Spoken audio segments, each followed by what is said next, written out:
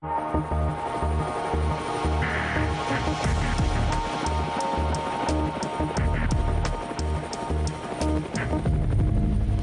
you think about the concept of banned books, totalitarian states that practice mass book burnings probably come to mind. But open societies are also no stranger to the censorship of contentious novels and historical accounts of controversial events. One needs to look no further than right here in the U.S.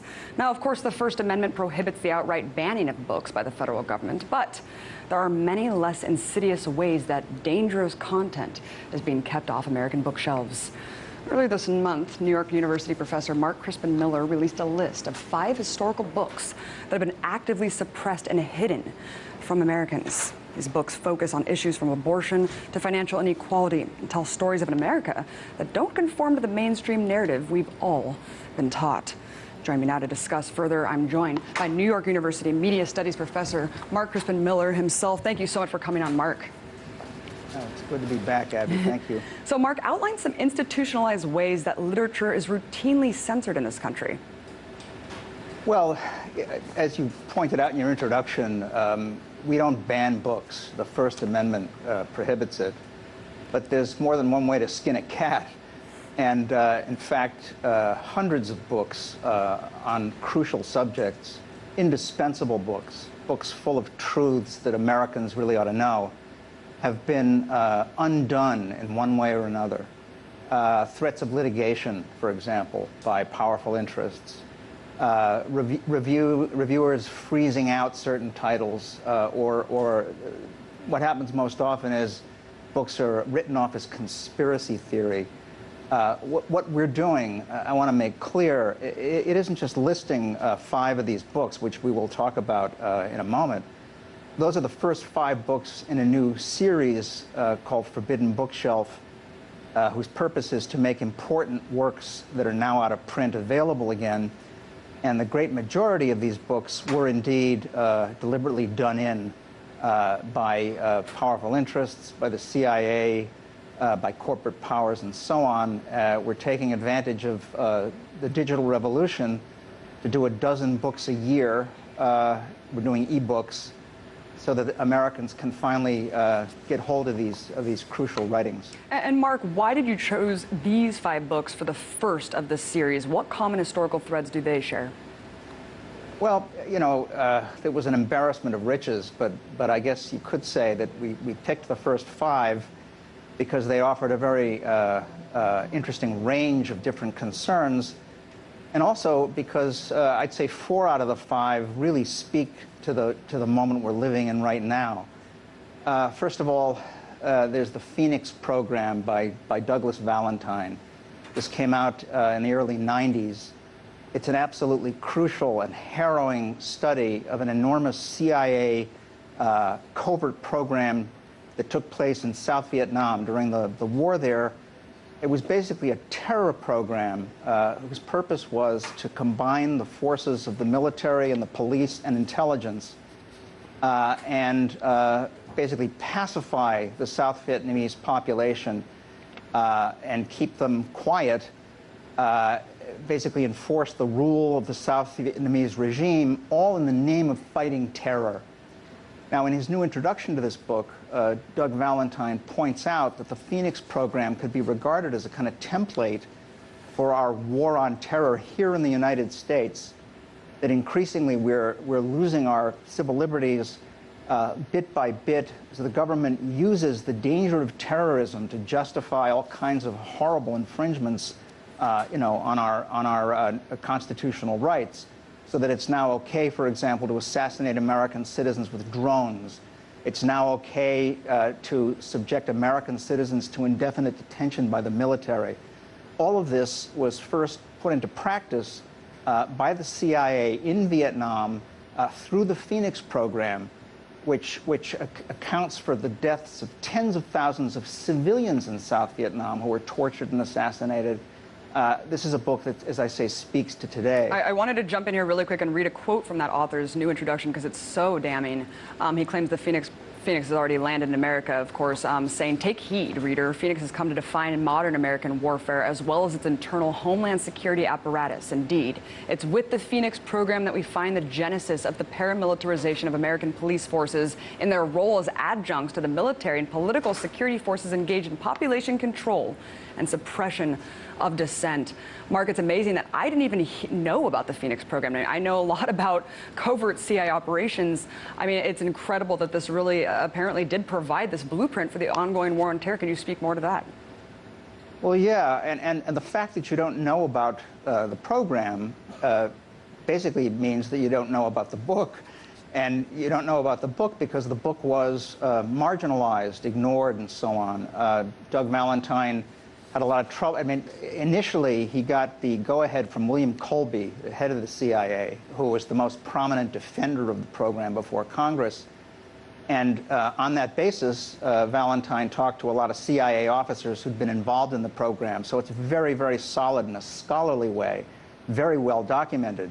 But it became clear to the agency after a couple of years that they did not want this guy to be doing this research. So they immediately clammed up, and he had to go to war with them legally. The ACLU helped him. But then what happened when the book came out is that Morley Safer of CBS wrote a very damning review for the New York Times.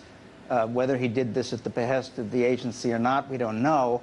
But in either case, it basically meant the end of Doug Valentine's career as a writer who would have a major publisher do his books.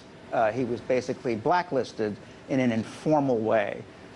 So we're trying to rectify that great wrong and help Americans rediscover some crucial information about our recent past by bringing the book out again in the forbidden bookshelf. Absolutely. We keep seeing these stories repeated time and time again, Mark. Another book, Lords of Creation, written by Frederick Lewis Allen, going for about $2,500 a pop for a new print copy on Amazon.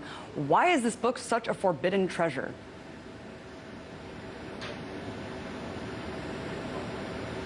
Mark, can you hear me? I'm not hearing anything. Well, we're talking about a book about the economic system and how it's basically predicted the capitalist expansion and predicted all of these things that are going on over the last 100 years. The robber barons, the Rothschilds, all these different families in the financial elite that have basically consolidated power and wealth over the years, predicting and predating everything that happened. This book was written back in 1935. Mark, why is this book such a forbidden treasure going for $2,500 a pop on Amazon? Yeah, The Lords of Creation is written by Frederick Lewis Allen, who was a very popular writer in his day. And all of his other popular histories were in print. This one book was not in print, The Lords of Creation, which is a really highly readable account, basically, of the early history of the 1%. It starts with J.P. Morgan's creation of U.S. Steel and takes us through the history of how these buccaneering financiers have basically subjected America to repeated booms and busts and always enriched themselves in the process. It has the edition in Forbidden Bookshelf has a new introduction by Gretchen Morgenson of the New York Times, who really hits the nail on the head when she says that this history will help us understand where we are today and recognize that what we're going through now economically has deep roots going on for a long time. Mark, another better-known operation than the Phoenix program is Operation Paperclip, of course, outlined in Christopher Simpson's book, Blowback. It's not necessarily the story that I wanted to talk about. It's his new introduction in this ebook. It's particularly fascinating to me because it outlines overt censorship that he encountered as an archivist when trying to issue a written critique about the government's declassification process. Can you briefly describe the story and why it reveals, or what it reveals rather, about the way the government archives its own hidden history? That's right. He was part of an advisory group of historians who was supposed to help the government assess its own efforts at declassification, specifically of documents having to do with our involvement with Nazis and fascists after the war. And he wrote a little piece that was supposed to be published in a larger collection, a piece that was strongly critical of the declassification program and took issue specifically with the attempt to appoint John Yoo. You remember that name? Oh, yeah. John Yoo, the notorious attorney who sought to justify the Bush regime's torture program. They tried to put him at the helm of the National Archives. Now, there was a fuss over this, and cooler heads prevailed. But the interesting thing is that Christopher Simpson's piece about this, which he submitted to the National Archive for publication in their report, was itself censored. They left it out of the report. So it's now part of the new introduction to Christopher Simpson's Blowback, which is the first, and I think by far the best history of U.S. recruitment of Nazis and fascists after World War II for help in the Cold War. Certainly tells a different story than what we've been told about World War II and the defeat of Nazi Germany, Mark. You know, I have to say, in the introduction to this series, you write an excellent introduction to the 5 books on ebooks, that once these books are gone out of print, they're gone forever. Is that really true, though? Because I was able to find these books in full on Amazon. I mean, what's the big deal with not having hard copies, Mark, when the advent of the internet's making books obsolete anyways? Well, don't forget, we are publishing ebooks, so, you know, we're not actually offering hard copies. I actually wish we were, because I'm a kind of diehard fan of actual books. Nevertheless, your point is well taken, which is why we're doing these as ebooks. Many of them are available in used editions online, but the fact is that when you publish a book properly, that's a way of introducing it to the world, you know? If you go to look for a particular volume to buy it used on Amazon, that suggests to me that you already know that it exists. Right. You see my point? Whereas what we're doing is we're republishing them. We're making the world aware that they exist, and crucially, we're offering them with new introductions to bring them up to date. We got a lot more books coming out, you know, in the next few months and in the years to come. We're going to be doing I.F. Stone's Hidden History of the Korean War. We're also going to be doing Stone's Underground to Palestine, along with all of his other writings on Israel and Palestine. We're going to be doing Gerard Colby's DuPont Dynasty, Behind the Nylon Curtain.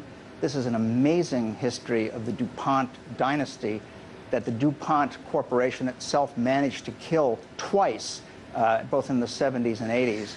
We're bringing that out with a new introduction. Mark, I have to tell you that, I was so fascinated just reading the books that you sent me. I cannot wait to dig more into this really hidden history here that everyone needs to check out. Thank you so much, Mark Crispin Miller. Amazing project. Everyone get involved.